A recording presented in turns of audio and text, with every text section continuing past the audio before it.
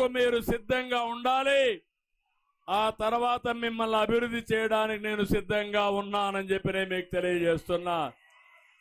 అందుకే కదిలిరా కార్యక్రమంలో వచ్చాను.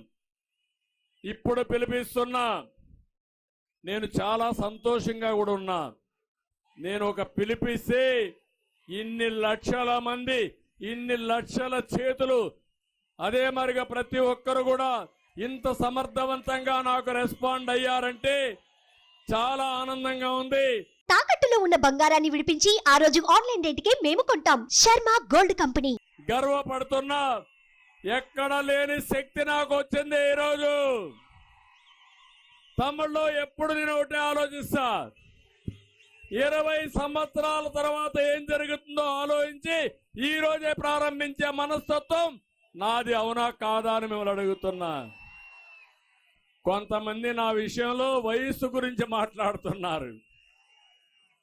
నాకు వయసు నెంబర్ మాత్రమే. అవునా కాదా? కొబ్బరికాయ కొట్టలేని వాడు కూడా నన్ను గురించి మాట్లాడతాడు.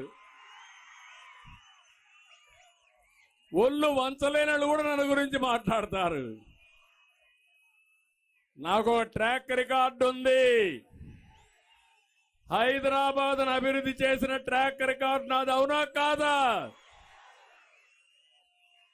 అదే మాదిరిగా ఐటీని ప్రోత్సహించి నాలెడ్జ్ ఎకానమీలో తెలుగు వారిని అగ్రభాగాన పెట్టిన ట్రాక్ రికార్డు నాకుంది. అవునా కాదా అని మిమ్మల్ని అడుగుతున్నా. ఇప్పుడు నాకు ఒక బాధ్యత ఉంది. నష్టపోయిన ఆంధ్రప్రదేశ్ ని బాగు చేసే బాధ్యత నాది. అందుకే 19లో నేను ఆలోచించాను. విజన్ 2029 తీసుకొచ్చాను. 2029కి భారతదేశంలో నెంబర్ 1 రాష్ట్రంగా ఆంధ్రప్రదేశ్ తయారు చేయాలని కార్యక్రమాలు చేపట్టాను. అందులో భాగమే అమరావతి, అందులో భాగమే పోలవరం, అందులో భాగమే పరిశ్రమలు తేవడం, ఇండస్ట్రీ తీసుకురావడం, యువతని ముందుకు తీసుకుపోవడం.